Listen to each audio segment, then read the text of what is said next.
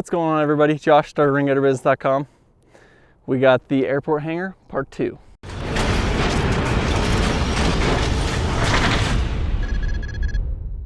What we got going here, kind of chickened out with the one piece, I think it ended up being like 127 feet.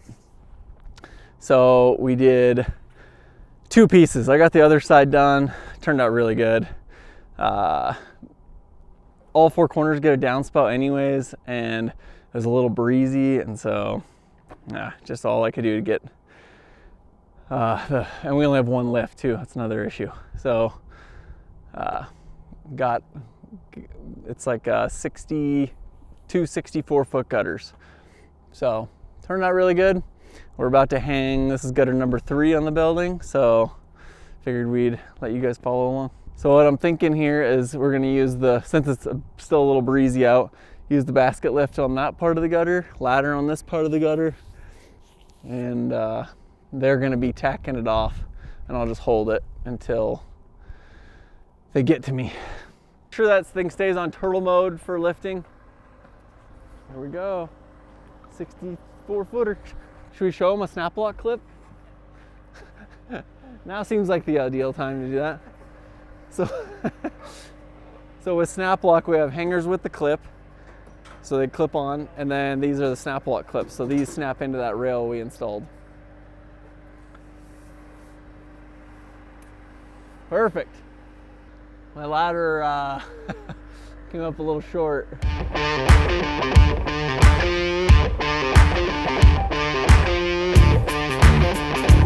Race.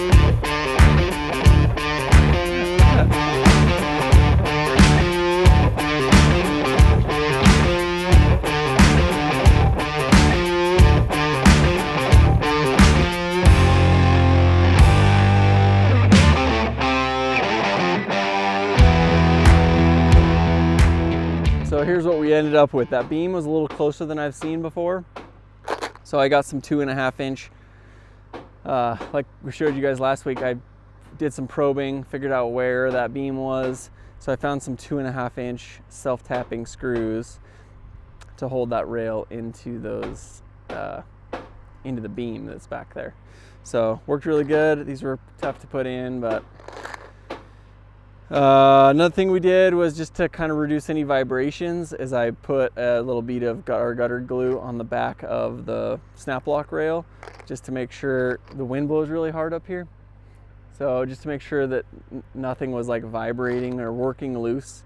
So what that does is just bonds the rail to that drip edge metal. So it'll hold up for a little better that way.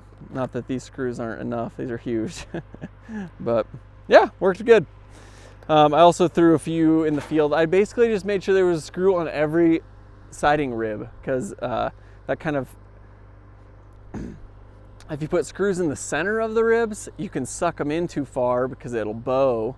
So if you put them on the rib, it kind of sets the standard for the, to make everything kind of smooth, if that makes sense.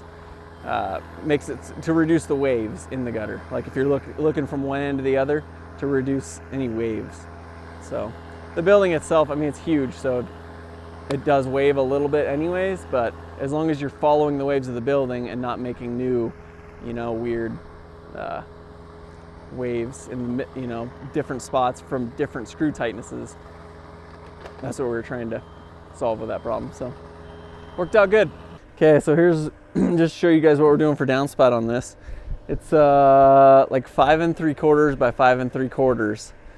So pretty beefy box downspouts. One thing to mention is I have figured out a new bend for the downspouts, which works pretty dang good for box downspouts. It's basically just 2 lips like this that like fit together on the corner. If you kind of zoom in here, you could probably see it.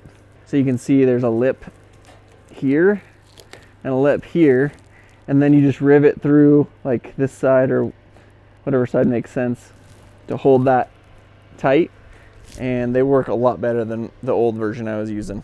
So then I'll kind of show you guys. I got this side done yesterday, so just to show you one up, turned out pretty good. big old hole punch in there. I just drilled a hole with a hole saw in the center, marked it out with a speed square, and then cut to the corners, and it's ready to go, ready to attach downspout to. With these bigger holes, I also like to put a little bit of glue, a dab of glue in each corner to kind of make sure those corners don't ever rip out farther. You know, so it's windy up here, so if anything rattles or whatever, that glue will kind of help strengthen those corners on the bottom of the gutter. Anything else? Pitch. When I pitch something this big, so I did two 64 footers. So our kind of standard is about a 1/4 inch drop every 40 feet. So it's probably about what I did on these, maybe a touch less than that.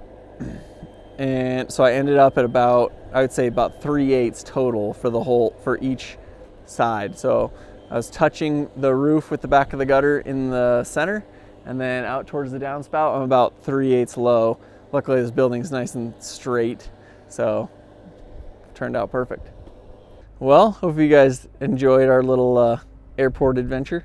It's been a good project. I was very surprised at how short the 40-foot ladder was on the side of the building there, but we made her work. So thanks for watching. Make sure to like, subscribe. We'll see you on the next one.